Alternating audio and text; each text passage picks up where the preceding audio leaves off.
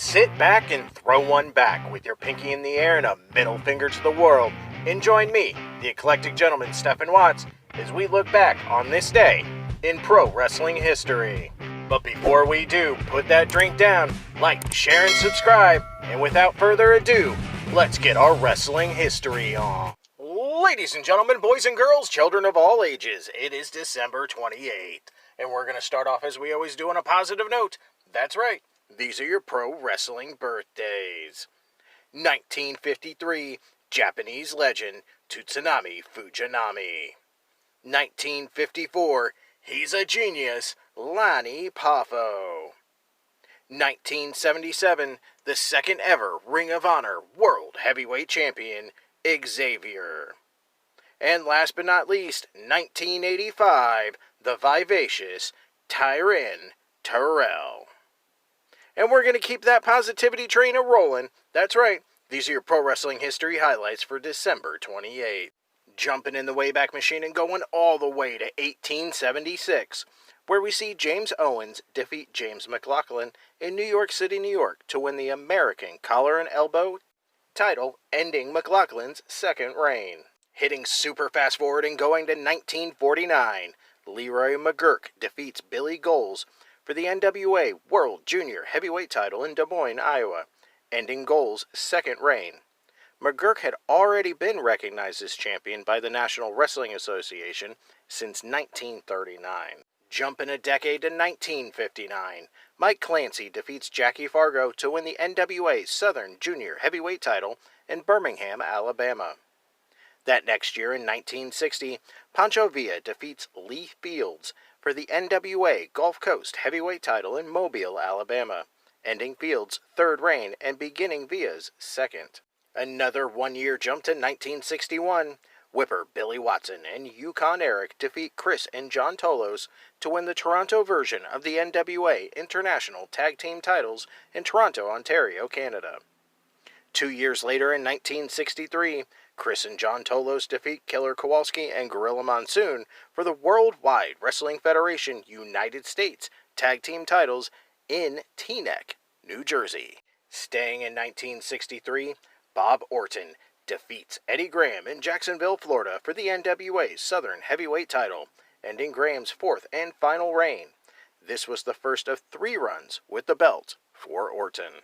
Grabbing my bell bottoms and disco ducking into the year 1970, Gene Knitsky defeats Don Leo Jonathan for the Vancouver version of the NWA Pacific Coast Heavyweight title in Vancouver, British Columbia, ending Jonathan's second reign and beginning Knitsky's second. That next year in 1971, Dutch Savage defeats Jonathan Boyd to win the NWA Pacific Northwest Heavyweight title, ending Boyd's second reign and beginning Savage's third. Our final stop in the 70s, 1972.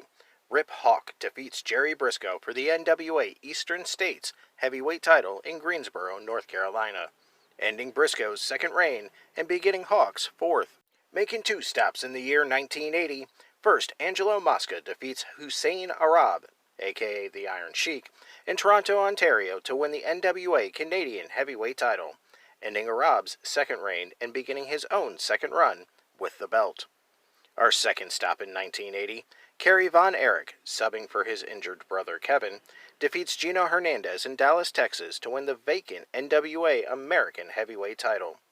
The title had been held up on December 20th after a match between Kevin and champion Hernandez. Making another 2 stops, but this time in 1984. First, Ron Garvin defeats Bob Roop in Saginaw, Michigan to win the Georgia version of the NWA World Television title, beginning his fourth reign.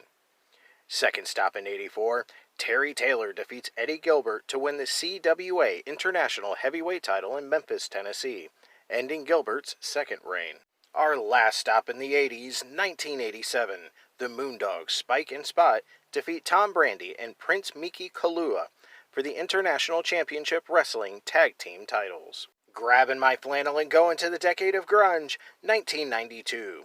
WCW held Starrcade 92 in Atlanta, Georgia at the Omni, using the Battle Bowl Lethal Lottery concept, with random tag team matches and the winners moving on to a battle royal at the end of the night. In the main event, the Great Muta won the Battle Bowl Battle Royal by eliminating Barry Windham with a dropkick. The match also included Steve Williams, Sting, Big Van Vader, Dustin Rhodes, Van Hammer, and Dan Spivey. Staying in 1992, Ron and Don Harris defeat the Moondogs, Spike and Spot, for the USWA Southern Tag Team titles in Memphis, Tennessee, ending the Moondogs' second reign. And last but not least, 1997, WCW held Starrcade 97 at the MCI Center in Washington, D.C., featuring the long-awaited showdown between Sting and Hollywood Hulk Hogan after over a year of building to the match. In that main event, Sting defeated Hulk Hogan via submission to win the WCW World Heavyweight title. Hogan actually won the match via fast count from referee Nick Patrick after a leg drop, although it didn't look fast at all. It was sold as being fast, which came across very poorly to the TV audience and to those in attendance. Bret Hart came out to restart the match as referee, saying he wasn't going to let anyone get screwed, and Sting won via submission with the Scorpion Deathlock. The match, the pinnacle of the NWO vs. WCW feud, was considered a disappointment, with a screwy ending annoying many fans who had been waiting over a year for Sting to score a clean win over Hogan. Those were your short but sweet pro wrestling history highlights for December 28th. I'm the Eclectic Gentleman Stephen Watts, and we'll see you tomorrow.